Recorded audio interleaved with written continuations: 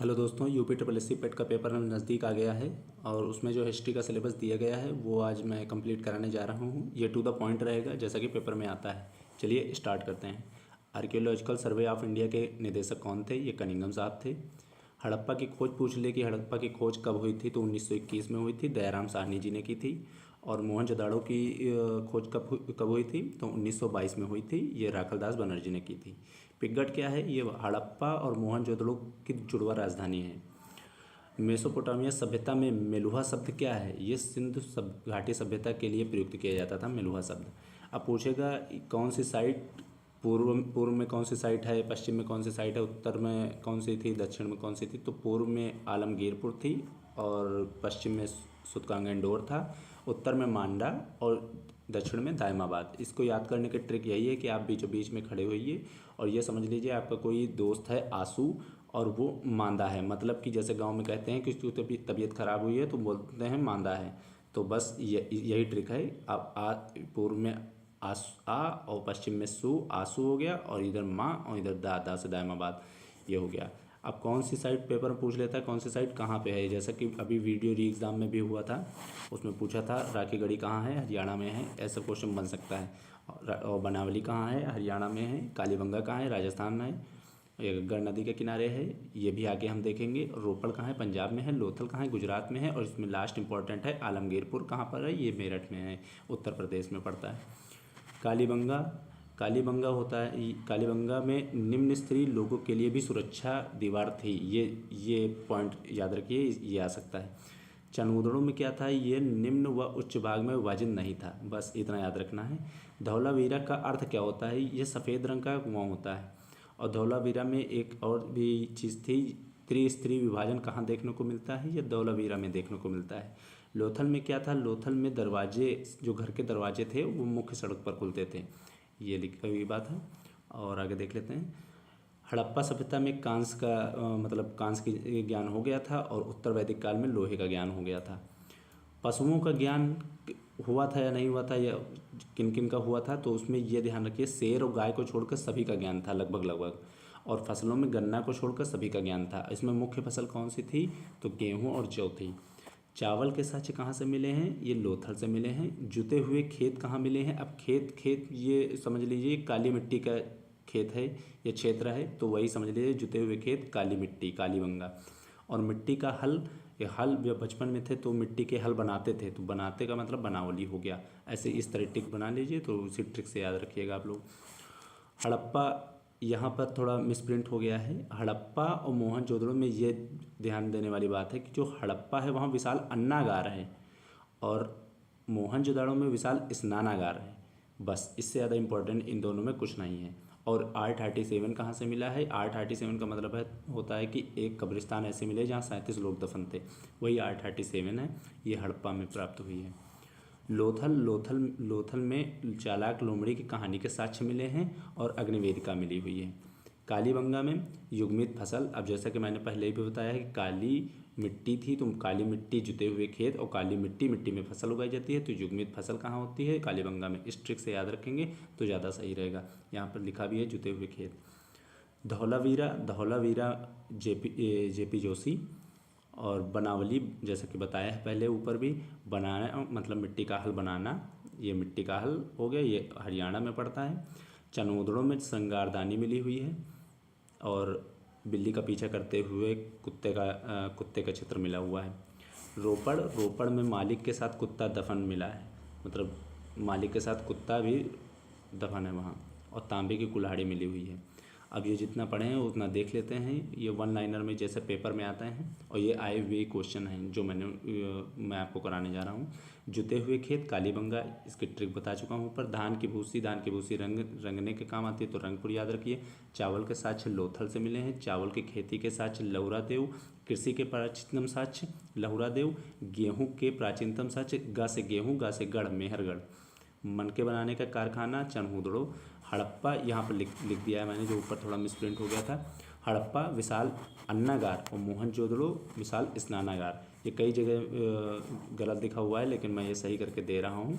ये मेरी पीडीएफ में नहीं गलत लिखा है, कई जगह मतलब अदर सोर्स जो हैं वहाँ पर लिखा हुआ है हड़प्पा में विशाल स्नानागार। स्नानागार मोहनजोदड़ो का है और अन्नागार हड़प्पा का है। आगे देख लेते हैं। जो इम्पोर्टेंट है वो मैं करा रहा हूँ, 1-2 पॉइंट इसमें जो इम्पोर्टेंट नहीं है वो मैं नहीं कराऊँगा, क्योंकि टू द पॉइंट तो लिखा है लेकिन इसमें से भी कट टू कट याद रखना है। युग्मित समाधान कहाँ मिला है? ये लोथल व कालीबंगा में मिला है। अग्निवेदिकाएँ कालीबंगा में मिली हैं। कांस्य नर्तकी मोहनजोदाड़ो से मिला है। आर्यों का मूल स्थान मध्य एशिया माना जाता है, ये मैक्स मुलर ने बताया है। और तिलक ने, ये इंपॉर्टेंट है, तिलक ने आर्यों का मूल स्थान क्या माना है? ये उत्तरी ध्रुव माना है। तिलक मतलब बाल गंगाधर तिलक। ये यहाँ पर एक आगे भी बताऊंगा और यहाँ पर भी लिख दिया हूँ ताकि याद रहे। ऋग्वेद में किन 2 जैन तीर्थंकरों का नाम आता है? ऋषभदेव, अरिष्टनेमी। अब थोड़ी ट्रिक देख लेते हैं। ट्रिक ये है, लोभी मौसी का हरा गंगा रमा ने ले लिया, जिससे वह रोष में आ गई और उसे बस से कुचल दिया। लोभी मतलब लो से लोथल, बा से भोगवा। मौसी मोहनजोदड़ो, सी से सिंधु। हरा हड़प्पा, रावी, गंगा, कालीबंगा घग्गर नदी। रोस, ये मैंने जो अंडरलाइन कर दिए हैं, जो टर्म आएंगे इसमें, रोस रोपड़, और सा से सरस्वती नदी, और बस मतलब बनावली सरस्वती नदी, और सॉरी रोस का है सतलज नदी। अब आगे देख लेते हैं। जौ कहाँ से प्राप्त हुआ? ये बनावली से हुआ। धान की भूसी और गेहूँ ये रंगपुर से मिला है, और चावल लोथल से मिला है। अब यहाँ भी मैंने बना दिया है कि पूर्वी कौन सा था? ये आलमगीर है। पश्चिमी कौन सा है? सुतकांग इंडोर है। उत्तरी मांडा, और दैमाबाद दक्षिणी। अब वैदिक काल में आ जाते हैं। वैदिक काल में सबसे इम्पोर्टेंट ऋग्वेद ही है। अब देख लेते हैं ऋग्वेद, इसमें 10 मंडल, 1028 सूक्त, इससे ज़्यादा नहीं देखने हैं। और ऋग्वेद में पढ़ने वाले को होता या होत्र कहा जाता था। सामवेद में जो पढ़ता था, उस सामवेद जो पढ़ता था उसे उद्गाता कहा जाता है। ऋग्वेद जो पढ़ता है अर्धवायु कहा जाता है। अथर्ववेद जो पढ़ता था उसे ब्रह्मा कहा जाता था। ऋग्वेद का सबसे प्राचीन मंडल कौन सा है? वो दूसरा और 7वां है। तीसरे मंडल में गायत्री मंत्र का उल्लेख हुआ है, जिसे विश्वामित्र जी ने लिखा है। बस। और इसकी सबसे प्रमुख नदी सिंधु है, और सबसे पवित्र नदी सरस्वती मानी गई है। उपनिषद की संख्या कुल 108 है। और यम नचिकेता संवाद किस में है, किस उपनिषद में है? तो कंठोपनिषद। मुंडकोपनिषद से सत्यमेव जयते लिया गया है। आश्रम व्यवस्था का पता जवालो उपनिषद से लगाया जाता है। सबसे बड़ा उपनिषद बृहदारण्य है। अब इसको बृहद पढ़िए आप, तो बृहद मतलब होता है बड़ा, तो सबसे बड़ा हो जाएगा बृहदारण्य। सबसे छोटा मांडू है। मांडू छोटे स्थान को कहा जाता है, तो उसी हिसाब से हो गया मांडू के। जंगल में रचित ग्रंथ अरण्यक 7वीं संख्या पर है। अब यहाँ पर ये दिया हुआ अरण्य मतलब जंगल होता है, ये तो ऐसे भी आप याद रखेंगे। बलि क्या होता था? बलि एक उपहार कर होता था। तांडुली क्या है? तांडुली चावल के लिए प्रयुक्त होता था। अब जैन धर्म देख लेते हैं। जैन धर्म की स्थापना किसने की थी, या जैन धर्म के प्रथम संस्थापक किसे कहा जाता है? वो ऋषभदेव हैं। इन्हें आदिनाथ भी कहा जाता है। और इनका जो प्रतीक है वो सांड है। पार्श्वनाथ 23वें तीर्थंकर थे। इनका है सांप। इसे याद रखने का तरीका यही है, पार्श्व में ऊपर की तरफ रा लगता है और सर्प में भी ऊपर की तरफ रा लगता है, ऐसे। और महावीर स्वामी ये सिंह हैं। महावीर स्वामी ये वास्तविक संस्थापक माने जाते हैं। जैन धर्म की भाषा अर्धमागधी है और प्राकृत है। अब ये दोनों अगर ऑप्शन में होंगे तो अब अर्धमागधी सुनेंगे, कि दोनों लिखा तो दोनों रहता है कि प्राकृत और अर्धमागधी। तो जैन धर्म की भाषा प्राकृत या अर्धमागधी है। तो अर्धमागधी अगर ऑप्शन में है तो अर्धमागधी लगाएंगे, प्राकृत है तो प्राकृत लगाएंगे। जैन साहित्य को आगम कहा जाता है। जैन धर्म की संगीतियाँ क्या थी? पहला पास, दूसरा बलदेव। ये ट्रिक है, आगे मैं बताता हूँ ये ट्रिक है क्या। 19वें मल्लीनाथ, इन्हें महिला व पुरुष में विवाद है। मतलब कुछ लोग कहते हैं ये मल्लीनाथ महिला थे, कुछ लोग कहते हैं पुरुष थे। अब त्रिरत्न, जैन धर्म के त्रिरत्न क्या थे? तो सम्यक दर्शन, सम्यक ज्ञान, सम्यक आचरण, ये है। अब पूछ लेगा कि त्रिरत्न किससे संबंधित है? ये जैन धर्म से संबंधित है। और त्रिपिटक किससे संबंधित है? वो बौद्ध धर्म से संबंधित है। याद रखने का तरीका है, ना इसमें भी आता है और जैन धर्म में भी ना ही आता है। तो त्रिरत्न जैन धर्म। दिलवाड़ा का जैन मंदिर कहाँ है? ये माउंट आबू में है। गोमतेश्वर मूर्ति कहाँ पर है? सरवड़वेल गोला है, कर्नाटक है। चामुंड राय ने बनवाया था। हाथी गुफा मंदिर उड़ीसा में है। पागल बाबा मंदिर ये बहुत इंपॉर्टेंट है, यूपी ट्रिपल के पेपर में कई बार आ चुका है। पागल बाबा का मंदिर कहाँ है? ये वृंदावन में है। जैन धर्म का पवित्र ग्रंथ 14 पूर्वा है, ये भी इंपॉर्टेंट है। जैन धर्म का पवित्र ग्रंथ कौन सा है? ये 14 पूर्वा है। महावीर स्वामी, अब महावीर स्वामी जो वास्तविक संस्थापक थे इन्हें देख लेते हैं। इनका जन्म 540 में हुआ और वैशाली कुंडग्राम में हुआ। पिता का नाम सिद्धार्थ था, माता का नाम त्रिशला था, पत्नी यशोदा, पुत्री प्रियदर्शना और दामाद जमाली था, जो इनका पहला प्रथम शिष्य भी था। अन्य नाम इनके जिन, केवलिन, निगंधनाथ पुत्र था। इनका पहला उद्देश्य राजगृह में मेघकुमार को दिया गया था और मृत्यु पावापुरी में हुई 468 BC में। ज्ञान की प्राप्ति इनको अशोक या साल के वृक्ष के नीचे हुई। नदी कौन सी थी? ऋजुपालिका नदी थी और 42वें वर्ष ज्ञान की प्राप्ति हुई। अब बस जैन धर्म से इतना ही था, इससे ज़्यादा नहीं आएगा। थोड़ा ट्रिक है वो मैं आगे बता देता हूँ अभी। जो इनकी संगीतियाँ हुई थी, जैन धर्म बौद्ध धर्म की एक ही जगह संगीतियाँ लिखती हैं ट्रिक के माध्यम से। बौद्ध धर्म क्या है? बौद्ध धर्म अष्टांगिक मार्ग को बताता है। बौद्ध धर्म की भाषा क्या थी? पाली थी। और जैन धर्म की भाषा अर्धमागधी थी या प्राकृत थी। गौतम बुद्ध के बारे में जान लेते हैं। गौतम बुद्ध का जन्म लुम्बिनी में हुआ 563 में और मृत्यु कुशीनगर में हुई 483 में। भाषा उपदेश, भाषा इनकी पाली थी। और किस भाषा में उपदेश दिए गए थे इनके द्वारा? ये प्राकृत थे। बौद्ध धर्म की भाषा पाली, गौतम बुद्ध द्वारा दिए गए उपदेश किस भाषा में थे? ये प्राकृत भाषा में थे। इनके पिता का नाम शुद्धोधन था, माता का नाम महामाया, पत्नी का नाम यशोधरा, राहुल इनके पुत्र का नाम था। घोड़े का नाम कभी कभी पूछ लेता तो एक कंथक था। सारथी का नाम चन्ना था। और किस कुल से थे? ये शाक्य कुल से थे। और जन्म, मृत्यु और ज्ञान, इनको तीनों चीज़ें पूर्णिमा के दिन मिली थी। उस दिन पूर्णिमा थी। और त्रिपिटक, त्रिरत्न किससे संबंधित? त्रिरत्न जैन धर्म से संबंधित है। त्रिपिटक बौद्ध धर्म से संबंधित है, जिसमें सुत्त पिटक, विनय पिटक, अभिधम्म पिटक आते हैं। अब आगे देख लेते हैं। घोड़ा गृह त्याग को बताता है, जिसे गृह त्याग की घटना महाविनिष्क्रमण थी। ये पूछ लेता है महाविनिष्क्रमण है, ये गृह त्याग की घटना को कहा जाता है। 29वें वर्ष में उन्होंने गृह त्याग किया था। ज्ञान की प्राप्ति बोधि वृक्ष, पीपल के नीचे, निरंजना नदी के किनारे और जैन धर्म के ऋजुपालिका नदी के किनारे। पहला ज्ञान तपस्सु को दिया गया था। पहला उपदेश सारनाथ में दिया। प्रिय शिष्य इनका आनंद था। जन्म मृत्यु के प्रतीक हैं जो जन्म कमल है, यौवन सांड है, गर्भ में प्रवेश हाथी है और धर्मचक्र प्रवर्तन मतलब प्रथम उपदेश को क्या कहा जाता है? धर्मचक्र प्रवर्तन। इच्छा का त्याग है पद चिन्ह। अब जैन धर्म बौद्ध धर्म की संगीतियाँ देख लेते हैं। ये ट्रिक है जो मैंने लिख ली है, कुछ लोगों को पहले से याद है, अगर नहीं याद है तो ये ट्रिक देख लीजिए। ये ट्रिक है राजा महाराजा आजा, वैशाली सबका काल है, पटाओ मत आशिक, कुंवर मित्र कंगाल है। अब राजा से राजगृह, महाराजा से महाराज कश्यप, आजा से अजातशत्रु, ये पहली संगीति हो गई। मतलब पहली संगीति कहाँ हुई? ये स्थान राजगृह में हुई। अध्यक्ष महाराज कश्यप थे और शासक अजातशत्रु थे। ये सीरियल से ही लिखा गया, मतलब स्थान, अध्यक्ष और शासक। वैशाली सबका काल है, वैशाली सबका अध्यक्ष था सबकामी, और काल मतलब कालाशोक उस समय शासक था। तीसरी बौद्ध संगीति है पटाओ मत आशिक। पटाओ मतलब पाटलिपुत्र, मत से मंगोलिपुत्र तिस, अशोक आशिक से अशोक, कुंवर मित्र कंगाल है कुंडलवन, मित्र से वासुमित्र और कंगाल से कनिष्क। ये बौद्ध धर्म की संगीतियाँ इतने में ही कंप्लीट हो गई चारों।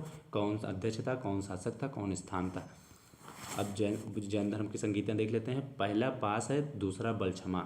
पहला पास मतलब पाटलिपुत्र में हुई स्थूलभद्र की अध्यक्षता में, और दूसरी संगीति, दो ही संगीतियाँ इनके में हुई थी, और बौद्ध धर्म में 4 संगीतियाँ हुई थी और जैन धर्म में 2 संगीतियाँ। अब दूसरी संगीति बलछमा है, वल्लभी में, और क्षमा श्रवण अध्यक्ष थे उस समय। वृषभ देव का प्रतीक चिन्ह सांड है। पार्श्वनाथ का सर्प है, ऊपर की तरफ रा लगा है, सर्प में भी ऊपर की तरफ रा लगा है। महावीर ये सिंह इनका प्रतीक चिन्ह है। ऋषभदेव व अरिष्ट नेमि का उल्लेख ऋग्वेद में किया गया। क्वेश्चन आएगा ऋग्वेद में किसका उल्लेख है? तो अरिष्ट नेमि का भी है और ऋषभदेव का भी है। अब मौर्य साम्राज्य देख लेते हैं। बस जैन धर्म बौद्ध धर्म इतना ही था, इससे ज़्यादा नहीं आएगा पेपर में। मौर्य साम्राज्य, इसके संस्थापक चंद्रगुप्त मौर्य हैं। और इनमें जो सबसे प्रतापी राजा था जिनके बारे में पेट में दिया हुआ है वही मेन पढ़ेंगे, इससे ज़्यादा अलग नहीं पढ़ने की, कोई ढेर लगाने की आवश्यकता नहीं है। अशोक के अन्य नाम देखे जाते हैं प्रियदर्शी, देवनामपीर, और इनका राज्याभिषेक 269 ईसा पूर्व में हुआ था। अशोक के सर्वाधिक अभिलेख ब्राह्मी लिपि व प्राकृत में हैं। जेम्स प्रिंसेप ने इन्हें पढ़ा था। अशोक के अभिलेखों को किसने पढ़ा था? जेम्स प्रिंसेप ने 1837 में पढ़ा था। लेकिन इनकी खोज किसने की? टिम फैनथेलर ने की थी 1750 में, लेकिन वो पढ़ नहीं पाया था, पढ़ा था जेम्स प्रिंसेप ने। लुम्बिनी में कर में छूट दी थी अशोक ने। अब पूछा जाएगा अशोक ने कहाँ कर में छूट दी थी, तो लुम्बिनी में दी थी, क्योंकि यहाँ गौतम बुद्ध का जन्म हुआ था, इसलिए उसने छूट दी थी। इसका मतलब वो बौद्ध धर्म को मानता था, बौद्ध धर्म अपना लिया था। 14 वृहत शिलालेख हैं, 13 लघु शिलालेख हैं और 7 स्तंभ लेख हैं और 6 लघु स्तंभ लेख हैं। इनमें सबसे बड़ा शिलालेख 7वां है और 3 गुहा अभिलेख हैं। ये अशोक के अभिलेख हैं, शिलालेख हैं। सब महत्वपूर्ण व सबसे बड़ा अभिलेख कौन सा है? ये 13वां अभिलेख है। अब कुछ लोग पूछेंगे भाई यहाँ तो 7वां बताया, ये शिलालेख है, ये एक पत्थर की तरह ऊंचाई में ऐसे, और इसमें जो बातें लिखी हुई हैं ऐसे 1 2 3 4 5, इसमें जो सबसे बड़ा है वो 13वां है। ये बहुत ज़्यादा ऐसे लिखा हुआ है, इतना बड़ा है, एक सेंटेंस इतने में आया है, इसलिए सबसे बड़ा 13वां अभिलेख लिखा हुआ है। और शिलालेख 7वां बड़ा है जो लंबाई में है ऐसे, इस तरह याद रखिए। शासन के 8वें वर्ष कलिंग युद्ध किया था इसने। अशोक ने भेरी घोष त्याग व धम्म घोष अपनाया था। अशोक के समय 3 बौद्ध संगीतियाँ हुई थी, तीसरी बौद्ध संगीत हुई थी जो ऊपर मैंने बताई, पाटलिपुत्र में हुई थी। इसने श्रीलंका में बौद्ध धर्म के प्रचार के लिए महेंद्र और संघमित्रा को भेजा था। नेपाल में चारुमति को भेजा था। अब ये पेपर में आ चुका, लेकिन ये नेपाल वाला भी ज़्यादा नहीं आया, तो नेपाल वाला चारुमति याद रखिए। श्रीनगर किसने बसाया था? श्रीनगर अशोक ने ही बसाया था। कश्मीर का इतिहास राजतरंगड़ी में मिलता है। बौद्ध धर्म के से पहले यह शैव धर्म को मानता था, फिर बाद में इसने बौद्ध धर्म को अपना लिया। बौद्ध धर्म किस दीक्षा इसने किसने ली? ये निग्रोध से ली थी। लोग उपगुप्त लिखते हैं, उपगुप्त गलत है। उपगुप्त के कहने पर इसने बौद्ध धर्म की शिक्षा ली थी, लेकिन दीक्षा ली किससे? वो निग्रोध। ठीक है। अब गुप्त वंश आ जाते हैं। गुप्त वंश के संस्थापक श्रीगुप्त हैं। वास्तविक संस्थापक चंद्रगुप्त प्रथम हैं। समुद्रगुप्त नेक्स्ट आ जाते हैं। समुद्रगुप्त जो पेट में दिया हुआ है सिलेबस में समुद्रगुप्त के बारे में, तो समुद्र के बारे में सिर्फ इतनी ही चीज़ें हैं। इन्हें भारत का नेपोलियन कहा जाता है। 100 युद्ध विजेता थे। कविराज की उपाधि किसे दी जाती है? या समुद्रगुप्त के ही दी जाती है। दक्षिण भारत जीतने हेतु इन्होंने कौन सी नीति अपनाई थी? ये ग्रहण मोक्षानुग्रह नीति थी। 6 प्रकार की स्वर्ण मुद्राएं थी, बस, इससे ज़्यादा नहीं है। अब समुद्र में वीणा बजा रहे थे, ऐसे याद रखिए। तो कविराज समुद्र की धुन पर ये नाचते थे, कुछ भी कह लीजिए, मतलब समुद्र की धुन पर ये गाना गाते थे, ऐसे याद कर लीजिए। तो कविराज याद रहेगा, समुद्रगुप्त। अब चंद्रगुप्त द्वितीय को विक्रमादित्य कहा जाता है। इनकी उपाधि कौन थी? परम भागवत, ये सबसे ज़्यादा इंपॉर्टेंट है। और चंद्रगुप्त द्वितीय के शासनकाल में ही 9 रत्न थे। जैसे अकबर के शासनकाल में 9 रत्न थे, इसी तरह इनके शासनकाल में भी 9 रत्न थे। इनमें सबसे इम्पोर्टेंट रत्न जो हैं वो कालिदास, धन्वंतरी, वराहमिहिर, इन्हीं के दरबार में थे। ये 9 रत्न थे। और चंद्रगुप्त द्वितीय के शासनकाल में फाह्यान आया था। ये चंद्रगुप्त द्वितीय के बारे में हो गया। अब हर्षवर्धन के बारे में देख लेते हैं। हर्षवर्धन ने की पहली राजधानी थानेश्वर थी, दूसरी राजधानी कन्नौज थी। अब ये पूछे गए कि हर्षवर्धन की ने अपनी राजधानी बदलकर कौन सी बनाई, तो कन्नौज बना ली थी। महामोक्ष परिषद का गठन किसने किया था? ये हर्षवर्धन ने किया था। ये प्रत्येक 5 वर्ष में होती थी। ये एक प्रकार से आप इसको कुंभ मेले की तरह समझिए। इनके दरबार में बाणभट्ट थे। बाणभट्ट की रचित कौन सी रचनाएं की थी? ये कादम्बरी और हर्षचरित्र। हर्षचरित्र के रचनाकार कौन थे? हर्षचरित्र कितने लिखी थी? तो बाणभट्ट ने लिखी थी, ये इंपॉर्टेंट है। शिलादित्य किसे कहा जाता है? शिलादित्य हर्षवर्धन को ही कहा जाता है। महामोक्ष परिषद ये दान देना था। और हार का पता जो हर्षवर्धन हार गया था, वो पुलकेशिन द्वितीय से नर्मदा नदी के किनारे हार गया था, वो इस हार का पता ऐहोल अभिलेख से लगाया जाता है। बाणभट्ट ने हर्षचरित्र और कादम्बरी लिखा है, जो कि ऊपर लिख दिया मैंने, 2 बार इसलिए रिपीट किया है ताकि आपको याद रहे। हर्षवर्धन की रचनाएं कौन सी थी? अब इसकी ट्रिक है, रत्ना को नाग प्रिय है। रत्ना को नाग प्रिय है। रत्ना को नाग प्रिय है। रत्ना को से रत्नावली, ना से नागानंद, और प्रिय से प्रियदर्शिका। ये ट्रिक है। अब राजपूत वंश देख लेते हैं जल्दी से। राजपूत वंश से अभी तक क्वेश्चन जो आए हैं वैसे आए ही नहीं हैं, अगर इस हिसाब से देखा जाए। 5 क्वेश्चन आने हैं। राजपूत वंश इस बार आने के चांसेस हैं। तो राजपूत वंश में संस्थापक ही पूछ लेगा कि संस्थापक कौन थे।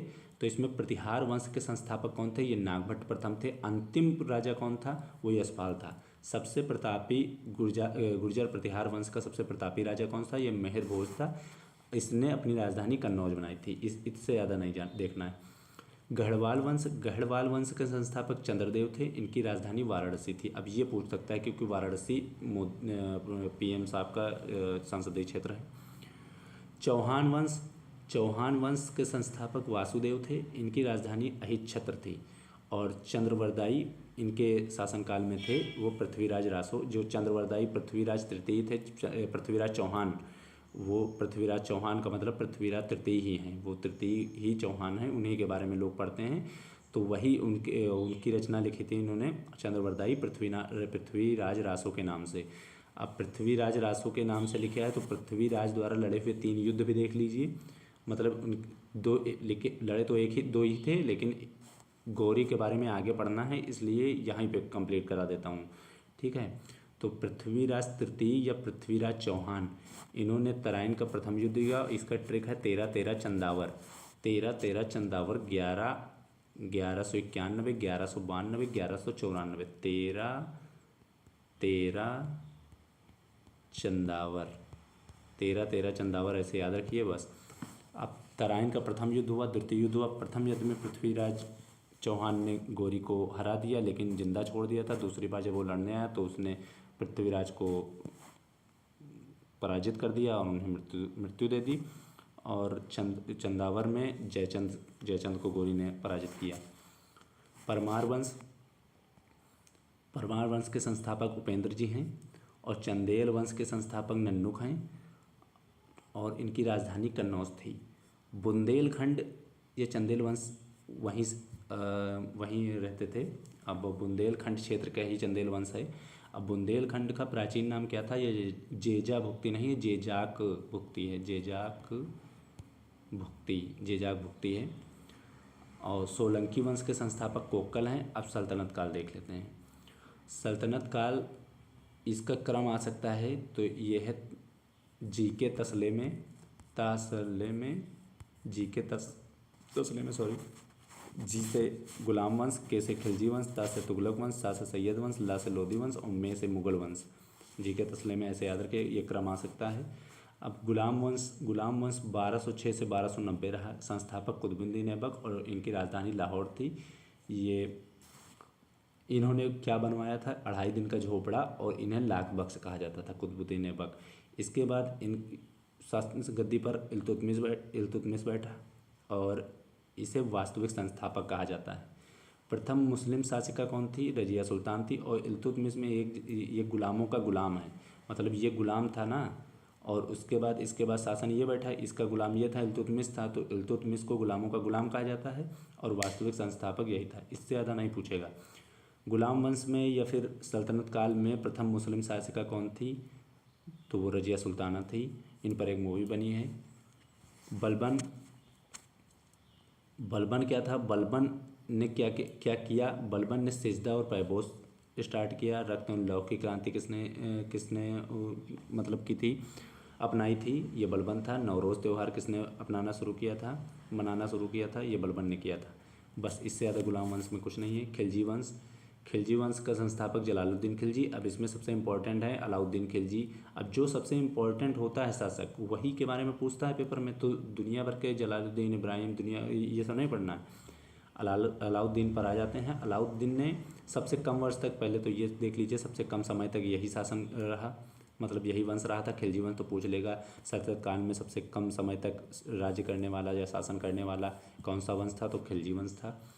अब अलाउद्दीन के बारे में देख लेते हैं। अलाउद्दीन ने नगद वेतन स्टार्ट किया और स्थायी सेना रखी। बाजार नियंत्रण प्रणाली, घोड़ा दागने व सैनिकों की हुलिया पर विशेष ध्यान दिया। अलाई दरवाज़ा, आ से अलाउद्दीन। हजार खंबा महल, अब हजार खंबा महल भी अलाउद्दीन खिलजी ने बनाया। इससे याद करने का तरीका यही है, क्योंकि मलिक काफूर 1000 दिनारी मलिक काफूर को कहा जाता है, और हजार खंबा महल अलाउद्दीन खिलजी ने ही बनवाया था। अब आ जाते हैं तुगलक वंश। ये जैसे सबसे कम समय तक किस वंश ने किया, ये खिलजी वंश ने किया। इसी तरह सबसे अधिक समय तक किसने किया, वो तुगलक वंश ने किया। गयासुद्दीन तुगलक, ये कुएं एवं नहरों का निर्माण गयासुद्दीन तुगलक के समय हुआ था। ये इसके संस्थापक भी थे। और इनमें इम्पॉर्टेंट है मोहम्मद बिन तुगलक, जिनके बारे में देखना है, इससे ज़्यादा कुछ नहीं है। दिल्ली से दौलताबाद राजधानी इन्होंने प्रवृत्त की। इन्होंने जितने कार्य किए वो सब, तो इसलिए कहते हैं कि तुगलकी नामा पेश कर दिया जाए, मतलब तुगलकी नीति चला रहे हैं, इन्हीं के ऊपर था। दिल्ली से दौलताबाद राजधानी, साकेंतिक मुद्रा जो अपनाई थी इन्होंने, चांदी की जगह कांस्य का अपना लेना, चमड़े के सिक्के चलाना, चमड़े के मतलब पैसे चलाना। अब इनके शासनकाल में ही इब्न बतूता आया था मोरक्को से, जिसने रेहला नामक पुस्तक लिखी थी। फिरोज शाह तुगलक ने सिंचाई कर लगाया था। पूछ लेगा किसने सिंचाई कर लगाया था, तो फिरोज शाह तुगलक ने लगाया था। सैयद वंश के संस्थापक खिजर खां थे। इससे ज़्यादा इसमें कुछ इंपॉर्टेंट नहीं है। लोदी वंश के संस्थापक बहलोल लोदी थे। इनके अन्य शासक जो इसमें हुए थे वो सिकंदर लोदी हुए, जिन्होंने आगरा शहर बसाया और गुलरुखी नाम से कविताएं लिखते थे। गुलरुखी शीर्षक जो होता है उससे ये कविताएं लिखते थे। इससे ज़्यादा इंपॉर्टेंट नहीं है। अब ये पूछ लेगा आगरा शहर किसने बसाया, सिकंदर लोदी ने। सल्तनत काल से एक क्वेश्चन आना था, एक क्वेश्चन यहीं से आ गया, इसलिए वही उतना ही बताया जा रहा है जितना कि इम्पोर्टेंट है। इब्राहिम लोदी लोदी वंश से ही संबंधित है। और इब्राहिम लोदी के समय ही बाबर ने 1526 में पानीपत का युद्ध किया और इब्राहिम लोदी को हराकर खुद विजय प्राप्त की 1526 में। अब मुगल वंश आ जाता है। मुगल वंश से एक क्वेश्चन उठना है, एक क्वेश्चन उतना जितना मैंने ले लिया है यहीं से उठ जाएगा एक क्वेश्चन। अब पूरा मुगल वंश बैठेंगे पढ़ने तो एक महीना लग जाएगा फिर। अब बाबर बाबर मुगल वंश का संस्थापक था। अब बाबर के द्वारा लड़े गए युद्ध, ट्रिक है पान खाओ चिल्ला के गाओ, या पान खा के चला घाघरा, ऐसे करके भी है। पान खाओ, मैं तो ये ट्रिक से याद रखता हूँ। पान खाओ चिल्ला के गाओ, पानीपत, खानवा, चंदेरी, घाघरा। और सीरियल है 26, 27, 28, 29, 30 में मृत्यु। अब पानीपत का प्रथम युद्ध इब्राहिम से हुआ, इब्राहिम को हराया। खानवा का दूसरा युद्ध हुआ, खानवा का युद्ध वो 1527 में हुआ, राणा सांगा से हुआ, राणा सांगा को हराया। मतलब सारे युद्ध इसने जीते ही थे। चंदेरी चा से चंदेरी है और इसमें विद्या आता है, मेदनी राय हो गया। घाघरा में अफगानों को हराया, काम खत्म हो गया हुमायूं का, बाबर का। अब हुमायूं देख लेते हैं। हुमायूं द्वारा लड़े गए युद्ध जो हैं देवरा, चौसा, बिलग्राम, सरहिंद हैं। अब देवरा और चौसा, और देवरा में लास्ट में रा आता है, मतलब ऐसे 21 लिखा हुआ है, तो ये युद्ध 21 नहीं 31 में होगा। चौसा का युद्ध 1939 में होगा। बिलग्राम लास्ट में 0 आ रहा है 1540, और बिल का मतलब होता है ऐसे, बिल होल होल होल का मतलब होता है ऐसे छेद बनाया जाता है, तो होता है, तो उसके इस तरह याद रखिए कि 1540 में 40 में लास्ट में 0 आता है। सरहिंद ये 1555 मतलब हिंद है तो 555, ऐसे याद रखिए। तो देखिए ये कोई इस तरह की ट्रिक नहीं है, बस आप ही लोगों को याद करने का तरीका है। बाकी आपको जैसे याद हो उस तरह ठीक है, नहीं याद है तो जिस तरह मैं बता रहा हूँ उस तरह याद कर लीजिए। हुमायूं नामा किसने लिखी, ये गुलबदन बेगम ने लिखी थी। अकबर ने शासन किया 1556 से 1605। अब अकबर का जन्म पूछ लेगा 1542 में, ये याद रखिए। अकबर ने दीनी इलाही कब लाया, तो की स्थापना कब की थी, तो 1582 में की थी। इबादत खाना की स्थापना 75 में की थी। पहली बार जब गुजरात अभियान के दौरान गया था तब इसने समुद्र के दर्शन किए थे, मतलब इससे पहले इसने समुद्र नहीं देखा था। तो क्वेश्चन आते भी हैं और आएगा भी कि पहली बार गुजरात कहाँ पर समुद्र देखा अकबर ने, तो ये गुजरात अभियान के दौरान देखा। अब जहांगीर में आ जाते हैं। जहांगीर न्याय की जंजीर के लिए प्रसिद्ध है, और जहांगीर ने अकबर ने सभी से मित्र भाव रखा था, सिखों से भी, हर शासक से। लेकिन जहांगीर ने क्या गलती की, इन्होंने अर्जुन देव की हत्या करा दी। तो पूछेगा कि अर्जुन देव की जहांगीर ने किसकी हत्या कराई थी, तो 5वें गुरु अर्जुन देव की हत्या कराई थी। 1605 से 1627 इनका शासनकाल रहा। चित्रकला स्वर्ण का स्वर्ण युग की नहीं कहा जाता है, ये चरम पर थी। अब शाहजहाँ में स्थापत्य कला का स्वर्ण युग है, इससे ज़्यादा कुछ नहीं है। औरंगजेब सबसे इम्पोर्टेंट औरंगजेब ही है। 2 बार पेट हुआ है पेपर, 2 बार औरंगजेब ही आया है। एक बार में डायरेक्ट पूछ लिया था औरंगजेब की मृत्यु कब हुई थी, 1607 में हुई थी। एक बार मिलान में आया है, नहीं सॉरी मिलान में नहीं, पिछली बार आया था कि कौन सा कथन सही है, तो उसमें 1709 ही दिया था, और यही औरंगजेब उसमें ऑप्शन में सही था, क्योंकि 1707 में इनकी मृत्यु हुई, 9 में नहीं हुई थी। उसमें पूछा था कौन सा कथन गलत है। अब औरंगजेब की मृत्यु, कब से शासन किया और जन्म, तीनों देखेंगे। यही इसमें सबसे ज़्यादा इम्पोर्टेंट है, ये अकबर से भी ज़्यादा इम्पोर्टेंट हो गया है। औरंगजेब ने शासन किया 1557 से 1707 और जन्म 1618, 1618 ऐसे याद रखिए, मृत्यु 1707। जैसे जहांगीर ने पांचवें गुरु अर्जुन देव की हत्या की थी, सिख गुरु, उसी तरह औरंगजेब ने तेग बहादुर की हत्या की थी। संगीत पर पाबंद इसने लगाया था और स्वयं वीणा बजाता था। आप पूछेगा कौन सा मुगल सम्राट था जो वीणा बजाता था, तो ये औरंगजेब ही था। सर्वाधिक हिंदू कहाँ थे? सर्वाधिक हिंदू औरंगजेब की सेना में ही थे, हिंदू सैनिक। अब मुगल ख़त्म, अब मराठा पे आ जाइए। मराठा के संस्थापक शिवाजी थे, पिता शाहजी भोसले, माता जीजाबाई। क्वेश्चन यहाँ से आएगा कि शिवाजी के गुरु कौन थे, तो गुरु कुंड देव थे। लेकिन अगर आध्यात्मिक गुरु पूछेगा तो अध्यात्म मतलब राम जी, तो ऐसे याद रखिए। राजधानी रायगढ़ थी। पुरंदर की संधि मतलब अगर पूछेगा शिवाजी के समय पुरंदर की संधि कब हुई थी, तो 1665 में हुई थी। ये जयसिंह के समय, जयसिंह के द्वारा हुई थी। जयसिंह और शिवाजी, औरंगजेब ने जयसिंह को भेजा था। इतना हो गया। 1627 में इनका जन्म हुआ था, ये याद रखिए। समकालीन कौन थे? पेपर में आ चुका है कि समकालीन कौन थे, इसलिए समकालीन ये 4 नाम याद रखिए, 5 नाम। समकालीन थे ज्ञानदेव, नामदेव, एकनाथ, तुकाराम और रामदास। ये शिवाजी के समकालीन थे। चौथ और सरदेशमुखी क्या था? ये कर वसूले जाते थे, ये नाम से कर था। तो कर, चौथ क्या है? चौथ कर था। शिवाजी के कर क्या क्या नाम है? तो चौथ और सरदेशमुखी था। इससे ज़्यादा पेपर में नहीं आएगा मराठा से। ब्रिटिश साम्राज्य का उदय, ब्रिटिश राज्य का उदय, या ब्रिटिश में स्वतंत्रता जो भी दिया हुआ है आपके पेपर में, सिलेबस में, स्वतंत्रता संग्राम, तो ये देख लेते हैं। ब्रिटिश कुछ देख लेते हैं पहले पुर्तगाल का, एक लाइन में, कि वास्को डी गामा आया था। यहाँ पर 1495 लिख गया, 1498 है, ये गलती से टाइप हो गया, लिख गया है।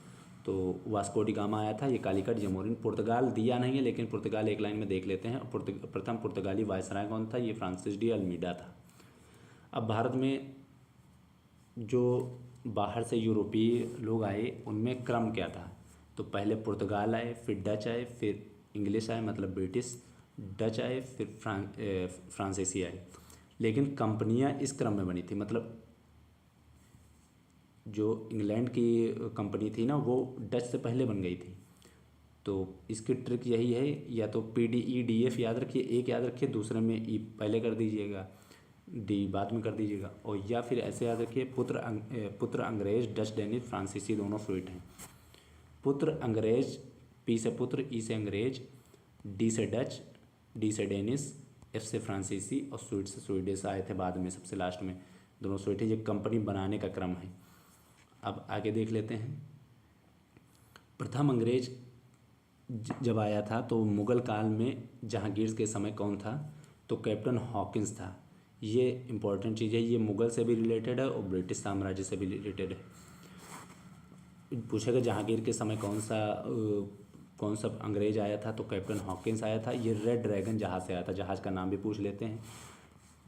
इसको